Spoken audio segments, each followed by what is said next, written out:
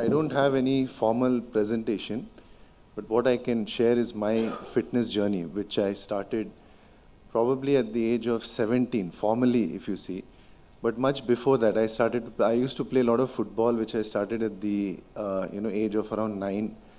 But I used to play for my school. I used to be a center forward and score a lot of goals for my school. So under 10, under 12, under 14. I used to study in a school called Holy Family in Mumbai. So there I played for the school for many years. Then somehow I developed a lot of interest. I think we can see this video of mine. This is my daily fitness journey. This is my balcony in my house. The first thing in the morning, luckily I have a east facing flat, so nice sunlight,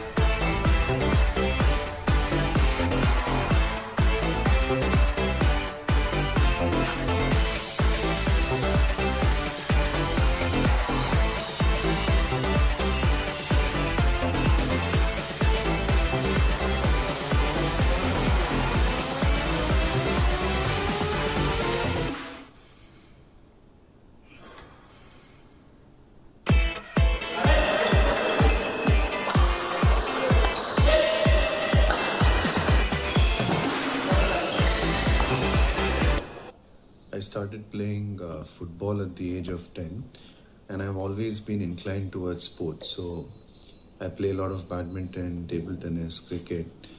And my fitness journey actually started at the age of 17 when I started going to the gym.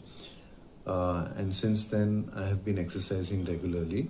I started doing yoga at the age of 27, and now for the last 25 years, I've been doing yoga. I think consistency is the key. The mantra that I would say is that there's no easy way out, there are no shortcuts, there's no pain, then there is no gain. So be disciplined, be honest, and keep exercising regularly. Yeah, so just to add to that, what I feel is, after I started yoga at the age of 27. Now it's been almost around 20 years that I've been doing yoga. I feel yoga has helped me a lot. So whether it is pranayama, that is deep breathing, or any form of asanas, or even meditation. So from my experience, what I would like to share to the audience is the first thing in the morning when you wake up, start your day with yoga. No point doing it later on in the day. Because as doctors, when we wake up in the morning, all your stress hormones are high, right? Cortisol, epinephrine, growth hormone. And we're always, a lot of thoughts come to our mind and we feel like doing a lot of things. So if you want to organize everything, restructure, the first thing is to activate the parasympathetic system. And that can only be done if you can do deep breathing and meditation. First thing when you wake up, after you answer nature's call, just start doing deep breathing, asanas. Your day will be beautiful then. And in fact, I feel by doing that, you also increase your basal metabolic rate. I wanted to show one of my body fat analysis. I don't have that. But when I did that, they said I have a D-shaped curve, which very few Indians are having. Indians have a C-shaped curve, more of visceral fat, less of, lean mass. And my BMR at this age as well, I'm almost 46, is almost 2000 calories, which is very good, I feel. So I have the luxury to eat as well. So there is something very powerful about yoga. I got inspired, if I have to genuinely tell you, by seeing Ramdev Baba. The first time when I saw him, I saw this gentleman, he's so lean, he doesn't have any abdominal fat. And a lot of things, what he talks makes sense, this Kapalbhati, Anulom Vilom, Brahmari. Then I started to do some research about it. And there are a lot of papers that are available. If you see forceful abdominal expiration, when you do that, immediately your blood pressure drops. There is a lot of dopamine, serotonin, endorphins that are released. And your entire abdominal, the visceral fat, it comes down.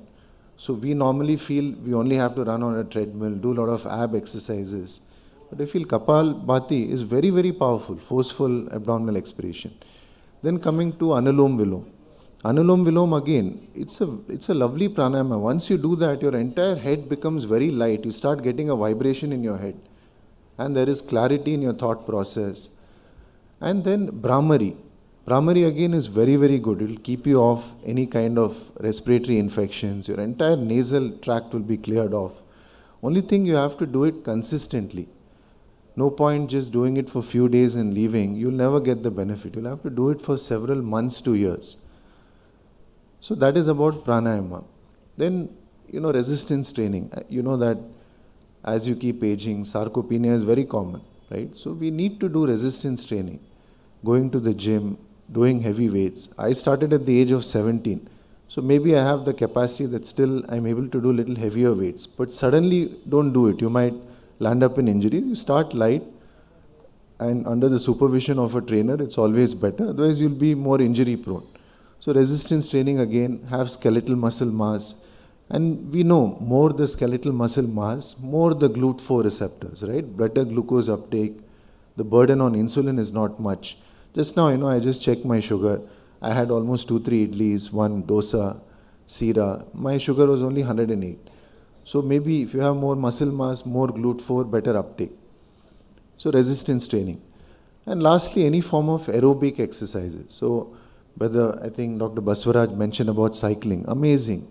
You can do cycling, you can do swimming. If you love sports, I think badminton is a very good sport. I play badminton regularly. Now it has come down. Tennis I play table tennis.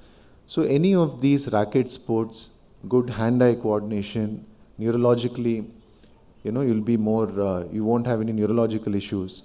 So these three I think are important. I don't think just one has to be done. If you can find time for all three, I'm not saying you have to do it every day, maybe thrice, 4 times a week. Yoga if you can do every day. I think yoga is must for all. It compensates for sleep. There are a lot of studies on that. If you've not slept enough, if you do first thing yoga in the morning, it will compensate for sleep. Stress hormones come down, parasympathetic activation.